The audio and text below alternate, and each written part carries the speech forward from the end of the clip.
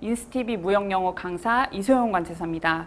먼저 지난 시간에 기존 OT에 대해서 설명을 드렸어요. 일단 공부 로드맵과 또 문제 접근법 방식 위주로 해서 좀 OT를 설명을 드렸는데 지금부터는 실전이죠. 이제 여러분들에게 실제 시험에서 합격할 이런 기본 이론과 상권 학원으로 나누어서 강의를 진행할 예정입니다.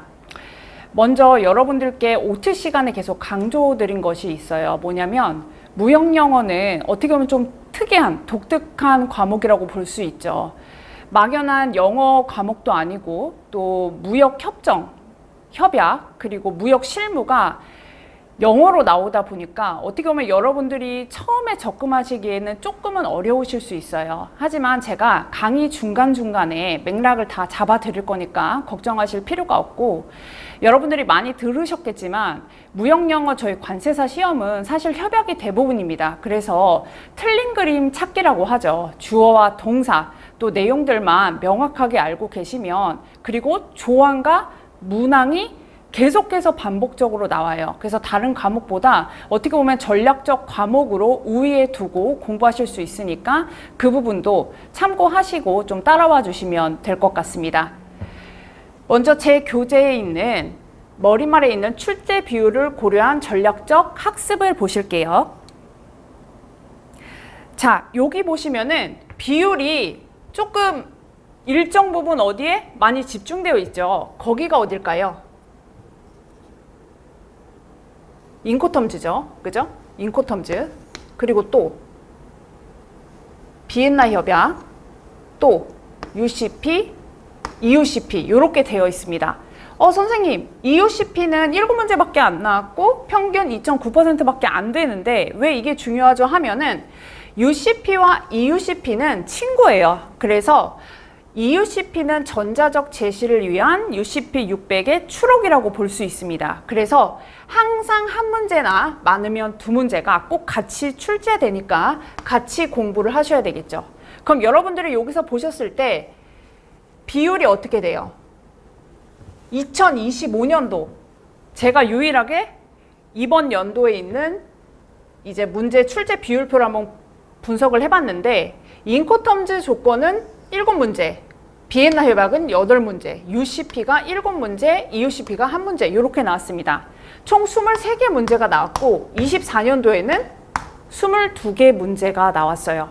그럼 여러분들이 여기서 딱 판단을 하셔야 될 건, 인코텀즈와 CISG는 또 UCP는 무조건 모든 조항을 최대한 열심히 공부를 해야 되겠다. 그 중에서 빈출되는 내용이나 조항은 더 무조건 암기를 해야 되겠다. 제가 말하는 암기는 회독이 덜 되셨을 때, 내가 시간이 없을 때는 이제 주어 동사 위주로 오답으로 나오는 중심으로 암기를 하시라는 말씀이에요. 그래서 요 중심으로 공부를 하시면 되고, 자, 그리고 보시면 여러분, 저희가 협약만 나오는 게 사실은 아닙니다. 협약만 나오는 게 아니고 요 매매 계약, 또 계약의 조건 및 조항, 또 신용장, 또 운송계약, 무역 클레임, 무역 용어, 요렇게는 기본 이론으로 나와요.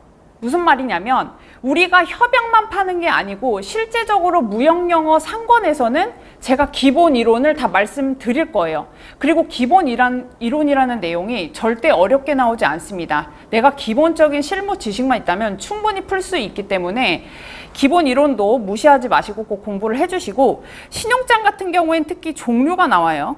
신용장 종류, 그리고 신용장 관련 서류가 나옵니다. 그래서 이런 부분을 알고 계시면 되겠고, 운송계약은 절차나 운송계약 용어 이렇게 나온다고 보시면 돼요. 무역 클레임이나 기타 이제 무역 용어도 나오는데 제 교재에 이런 내용을 다 반영을 해드렸어요. 그러니까 믿고 좀 따라와 주시면 될 것 같습니다. 자, 그리고 이제 넘어가셔서, 자, 그러면 그 다음 페이지를 보시면 효율적인 학습 방법이라고 되어 있어요. 제가 OT 시간에 말한 내용을 다 압축해놨다고 보시면 됩니다. 그래서 당연히 주요 법규 및 조항 중심의 학습을 하셔야 되겠고, 또 핵심 무역용어 암기 하셔야 되겠죠. 기출문제 풀이 및 유형 분석, 요거 중요하죠. 기출문제를 얼마나 많이 풀어봤냐가 여러분들이 실제 시험에서 당황하지 않고 좀 푸실 수 있을 거라 좀 판단이 되고요. 네 번째가 영어 원문 및 해석본 학습 병행입니다. 이게 뭐냐면 읽어보시면 국제백과나 약관을 처음부터 원문으로 공부하면 많은 어려움을 겪으실 수 있어요. 그래서 먼저 해석본을 통해 주요 개념과 내용을 이해한 뒤에 원문을 병행하여 학습하는 것이 효과적입니다. 그래서 저도 강의를 해드릴 때 무역 영어 내용을 그냥 쭈루루 읽는 것보다는 해석본부터 설명을 드리고 주요 주어 동사 또 용어들에 대해서 체크를 해드릴 거예요. 그럼 여러분들이 조금 더 기억에 남으시겠죠. 그래서 이러한 내용들을 읽어보시면 되시고, 자, 그 다음은 그냥 쭉 읽어보시면 됩니다. 자, 이제 차례 보시죠. 목차를 보시면 다른 뭐 무역 교재에도 그렇게 돼 있겠지만 저는 성립, 이행, 종료 단계로 나누어서 목차를 구성을 했습니다. 그럼 한번 보시면 간단해요. 자, 한국이 있고 미국이 있습니다. 여러분이 한국에서 미국으로 컴퓨터를 판매하려고 해요. 자, 우리나라에서 물품을 판매할 때는 크게 이상이 없는데 한국과 미국은 격지자 간의 거래입니다. 그러면 내가 아무리 계약을 체결했다고 해서 상대방이 실제 대금을 지급을 해줄지, 아니면 실제 물품을 인수할지, 아니면 수출자가 실제 물품을 전달을 할지 의문이죠. 그래서 첫 번째 성립 단계가 중요합니다. 무역계약의 성립은 어떻게 하냐? 당연히 거래 제의와 조회를 통해서 거래처를 물색을 해보겠죠. 거래 제의는 뭐예요? 그냥 제가 인터넷으로 막 찾아보는 거예요. 내가 판매할 물품을 살 만한 사람을. 그래서 미제 거래처한테 막 뿌리죠. 저희 회사 소개서나 이런 걸. 그래서 막 뿌리면 상대방에서 관심이 있으면 문의를 하죠. 이 제품 얼마예요? 이 제품 얼만큼 판매해 줄 수 있어요? 이러한 조회를 하는 게 거래 제의와 조회입니다. 그래서 이러한 내용을 바탕으로 실제 계약 상대방이 이행할 수 있는 능력을 파악하는 신용 조회를 하게 되고, 신용 조회를 통해서 오케이 하면은 청약과 승낙을 통해 계약이 체결되죠. 여기까지가 성립 단계라고 보시면 되고, 제 목차에서 이 성립 단계는 이 순서로 설명을 드릴 겁니다. 그러면 여기에 나오는 주요 협정구는 뭐예요? 하면 뭐예요? 인코텀즈와 비엔나 협약이에요. 너무너무 중요하죠? 그죠? 그래서 이 내용을 이렇게 쫙 짚어 드릴 거고, 자, 한국하고 미국으로 수출을 할 때는 여러분들 이 중간에서 우리는 뭘 해야 돼요? 운송을 해야 되겠고, 대금 결제를 해야 되겠고, 운송 중의 위험을 부보하기 위해서 보험 계약을 체결하겠죠. 여러분들 제 글씨가 좀 악필이거든요. 그래서 좀 이해를 해주셨으면 좋겠습니다. 자, 먼저 대금 결제 부분부터 볼게요. 요게 바로 이행 단계죠. 이행.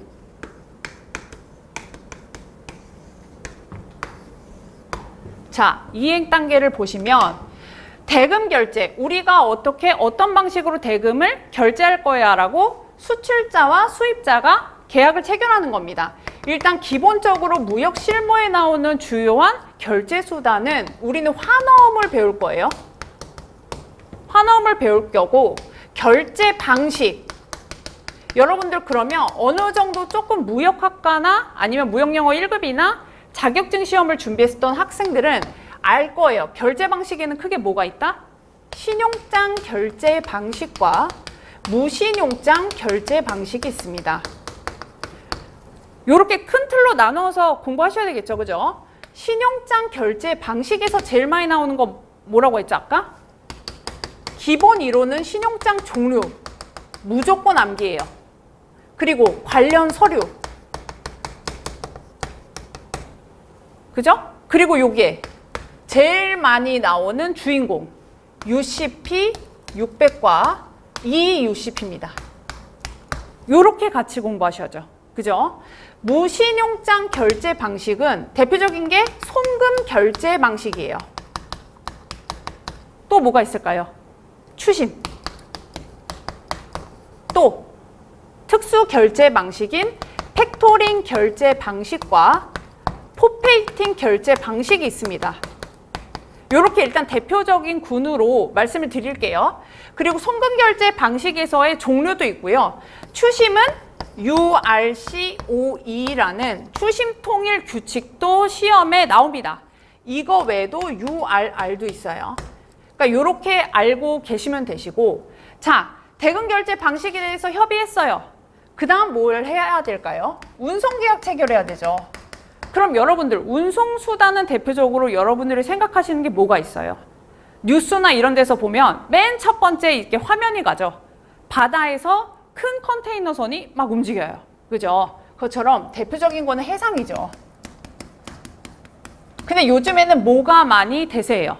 컨테이너가 등장하고 나서부터는 복합운송, 그죠? 그 다음 항공, 요렇게 나눌 수 있어요. 물론 여기서 깍두기 같은 애들이 있죠. 뭐 철도나 도로 운송이 있는데 솔직히 이런 거 시험에 안 나옵니다. 중요하지 않아요. 그래서 여러분들이 공부할 건 요 3개라고 보시면 되고, 해상 같은 경우도 운송계약 체결 단계, 그리고 운송 관련 용어, 요런 거 정말 중요해요. 그리고 해상에서는 어느 협약이 중요하냐? 헤이그 비스비, 헤이그 규칙과 대표적으로 함부르크가 있습니다. 요 2개가 잘 나오고, 그 다음 복합운송은 복합운송인의 용어 관련돼서도 나오고요. 또 MT 조약 무조건 보셔야죠. 그죠? 그리고 요즘에 항공은 몬트리올이 많이 나와요. 물론 안 나올 때도 있지만 최대 많이 나오면 3문제까지 나옵니다. 그래서 몬트리올 협약도 제가 다 알려드릴 거예요. 여기까지가 이행 단계입니다. 좀 이해 가실까요? 아, 제가 하나 빼먹었네요. 보험도 있어요. 자, 여러분들 운송을 할 때 정말 위험하죠. 그래서 보험에 가입을 하는데 이 보험에는 2가지로 공부를 하실 거예요. 해상보험법과 ICC 협회적화 약관을 배울 겁니다.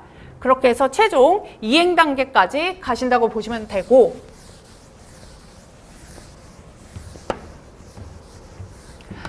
자, 그 다음 이행까지 다 했어요. 그러면 물품이 도착했어요. 그러면 이제 계약이 종료가 되는데, 여러분들 계약이 우리가 원하는 대로 계약을 이행을 해서 종료가 되면은 완벽하죠. 그죠? 그럼 우린 시험에 뭐가 나올까요? 계약을 위반했을 때가 당연히 시험에 나오겠죠. 그죠? 무역 클레임이 있을 거고요. 상대방이 계약을 위반하면 클레임이 있을 거고, 이 클레임은 반드시 분쟁 해결 방식을 통해서 해결이 될 거예요. 그리고 여기서 나오는 제일 큰 주인공이 누굴까요? 중재예요. 그리고 이 중재와 관련된 게 뉴욕 협약입니다. 자, 근데 일반적으로 여기서 따까먹을 수 있는데, 아까 첫 번째 성립 단계에서 제가 CISG라고 얘기했어요. 여러분들 왜 출제가 요 CISG에서 제일 많이 나올까요? 사실은 CISG는 성립, 이행, 종료를 모두 아우르는 규정이에요. 그래서 특히 요 계약 위반에는 당사자 간의 계약 해제권, 요런 권리 구제와 같은, 아니면 면책. 왜냐하면 계약 위반이 천재지변이나 이런 걸로 인해서 일어나면 솔직히 당사자는 너무 억울하죠. 그래서 이러한 면책이나 권리구제 내용을 담는 것도 CISG입니다. 그래서 성립 단계에서 제가 디테일하게 건드릴 거고, 종료 단계에서도 말씀드릴 거예요. 그리고 뉴욕 협약은 매 회차별로 평균 2문제 나옵니다. 그래서 꼭 보셔야 되고, 더 중요한 건 뭐다? 조항이 몇 개 없어요. 그래서 여러분들이 뉴욕 협약은 웬만하면 다 보셔야 돼요. 그리고 그 중에서도 자주 출제되는 거는 제가 더 강조해서 말씀드릴 겁니다.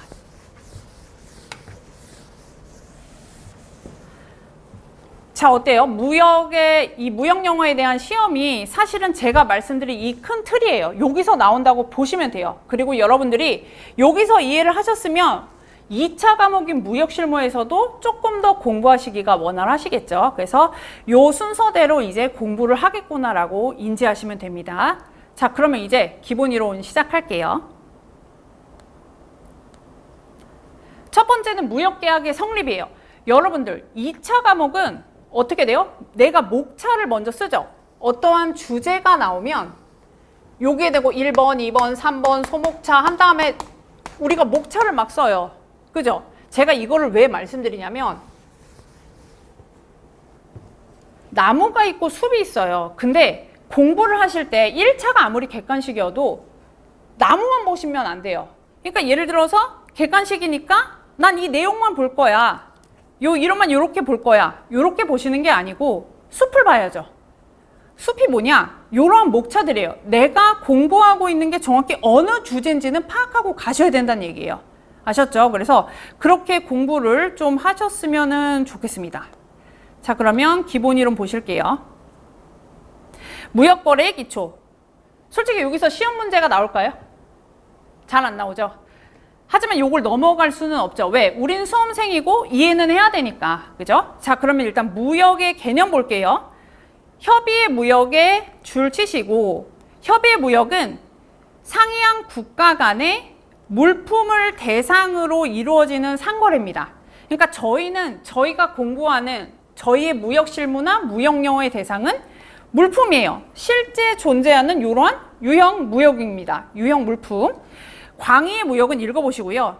여러분 대외무역법상은 요것도 보셔야죠. 왜? 2차 과목에 나오죠. 대외무역법상의 무역은 조금 더 개념이 넓어요. 물품과 대통령령이 정하는 용역. 요 용역은 정확하게 규정에도 나와 있지만 교육이라든지 아니면 뭐 보험, 운송 요런 것들이 있어요. 그래서 용역과 전자적 형태의 무채물의 수출 수입을 말한다라고 되어 있습니다. 전자적 형태 무채물은 뭐가 있을까요? 예를 들어서 소프트웨어나 영상, 게임 이런 게 있겠죠. 그래서 우리나라의 대무역법상의 물품은 우리가 알고 있는 협의의 무역인 대상보다 범위가 넓구나. 이렇게만 인지하고 넘어가실게요. 자, 무역 보셨으면 무역 계약은 뭘까요? 너무 단순해요. 물품을 인도해서 소유권을 이전을 하고 매수인은 물품 대금 지급을 약속하는 게 무역계약입니다. 그죠? 자, 그 다음 무역계약의 요건의 별표 치시고